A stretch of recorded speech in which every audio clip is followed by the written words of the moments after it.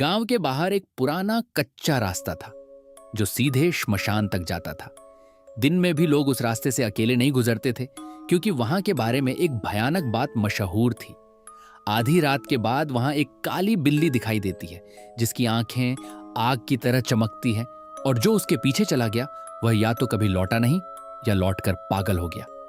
गांव वाले उस रास्ते को अभिशप्त मानते थे, लेकिन रमेश इन बातों पर यकीन नहीं करता था।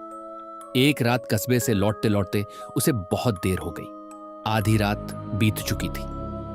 रास्ते पर घना अंधेरा पसरा था। हवा पेड़ों के बीच सीटी जैसी आवाज निकाल रही थी। दूर कहीं सियार रो रहे थे। हर तरफ ऐसा सन्नाटा था कि अपने कदमों की आवाज भी डर पैदा कर रही थी। तभी उसे महसूस हुआ कोई उसके पीछे चल रहा है। उसने रुककर पीछे देखा, कोई नहीं था। वह आगे बढ़ा, फिर वही कदमों जैसी आवाज। इस बार उसने तेजी से पलटकर देखा। रास्ते के किनारे एक काली बिल्ली बैठी थी, बिल्कुल स्थिर। सिर्फ उसकी आंखें चमक रही थी। रमेश ने अनदेखा किया और आगे बढ़ गया, लेकिन कुछ दूर जाकर उसका खून जम गया। वही बिल्ली अब उसके सामने बैठी थी, जैसे पलक झपकते वहां पहुंच गई हो। उसने पत्थर उठाकर फेंका, मगर पत्थर उसके आर पार निकल गया। रमेश की सांस अटक गई। बिल्ली मुड़ी और जंगल की तरफ चलने लगी। न जाने क्यों, जैसे किसी अदृश्य ताकत ने उसे बांध लिया हो, उसके कदम भी बिल्ली के पीछे बढ़ गए। जंगल के भीतर एक पुराना खंडहरनुमा मंदिर था।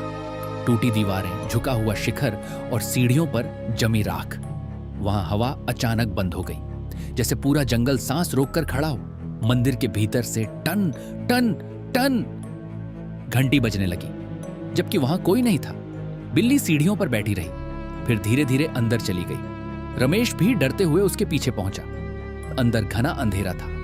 टॉर्च की रोशनी कांप रही थी। दीवारों पर अजीब चिन्ह बने थे। फर्श पर पंजों के निशान थे, लेकिन वह इंसानी पैरों जैसे भी लग रहे थे। तभी उसे लगा कोई उसके पीछे खड़ा है। वह पलटा, कोई नहीं। लेकिन जब उसने फिर आगे देखा तो उसकी चीख निकल गई। मंदिर की दीवारों पर दर्जनों काली बिल्लियां बैठी थीं। सबकी आंखें लाल, सब उसे घूर रही थीं। अचानक सबने एक साथ फुफकारना शुरू किया। टॉर्च बुझ गई। अंधेरे में एक औरत के हंसने की आवाज गूंजी, धीमी, टूटी हुई, डरावनी। तभी किसी ने उसके कान के पास फुसफुसाया, तू वापस क्यों आया? रमेश का शरीर सुन्न पड़ गया। उसने भागना चाहा, मगर उसके पैरों को किसी ने पकड़ लिया। नीचे देखा तो राख से सने हाथ जमीन से निकल रहे थे। वह पूरी ताकत लगाकर भागा। बाहर निकलते ही पीछे से दौड़ते पंजों की आवाज आने लगी, जैसे सैकड़ों बिल्लियां उसका पीछा कर रही हों। वह बिना पीछे देखे गांव पहुंचा। उस रात उसे तेज बुखार हो गया। बुखार में वह बार बार एक ही बात बड़बड़ाता रहा, लाल आंखें, मंदिर, बिल्ली। सुबह गांव के बूढ़े पुजारी को बुलाया गया। उसने सब सुना और उसका चेहरा उतर गया। उसने बताया, बहुत साल पहले वहां एक तांत्रिक रहता था। वह काली बिल्लियों से आत्माओं को बुलाता था। गांव वालों ने उसे मारकर मंदिर में जला दिया। मरते समय उसने श्राप दिया था, मैं बिल्ली बनकर लौटूंगा। तब से वह आत्मा भटकती है। रमेश ने तय किया कि अब कभी उस रास्ते पर नहीं जाएगा, लेकिन डर उसका पीछा छोड़ने वाला। उसने खिड़की खोली। बाहर वहीं काली बिल्ली बैठी थी। इस बार उसकी आंखों से लाल नहीं, काला धुआं निकल रहा था।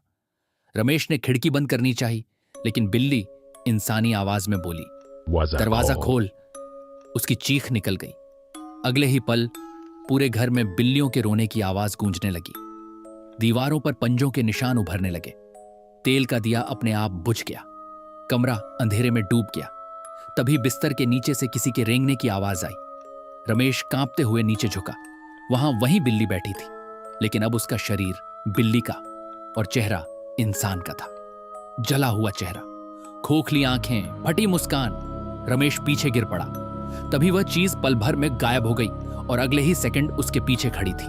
उसने ठंडी आवाज में कहा, अब तू भी यहीं रहेगा। अगली सुबह गांव वाले घर पहुंचे तो दरवाजा खुला था। रमेश गायब था। फर्श पर राख बिखरी थी। दीवार पर खून से लिखा था, उसने रास्ता देख लिया। उस दिन के बाद कई लोगों ने रात में उसी रास्ते पर एक आदमी को चलते देखा, जिसके पीछे एक काली बिल्ली चलती थी। लोग कहते हैं वह रमेश है, और अब वह बिल्ली अकेली शिकार नहीं ढूंढती। एक बूढ़े ने दावा किया, उसने एक रात देखा बिल्ली रास्ते पर बैठी थी और उसके पीछे 2 चमकती आंखें और थीं। जैसे अब वह एक नहीं 2 हो चुकी हों। और आज भी अगर आधी रात उस रास्ते से गुजरते वक्त तुम्हें पीछे कदमों की आवाज सुनाई दे तो पलटकर मत देखना, क्योंकि अगर वहां काली बिल्ली बैठी मिल गई तो समझो उसने तुम्हें चुन लिया है।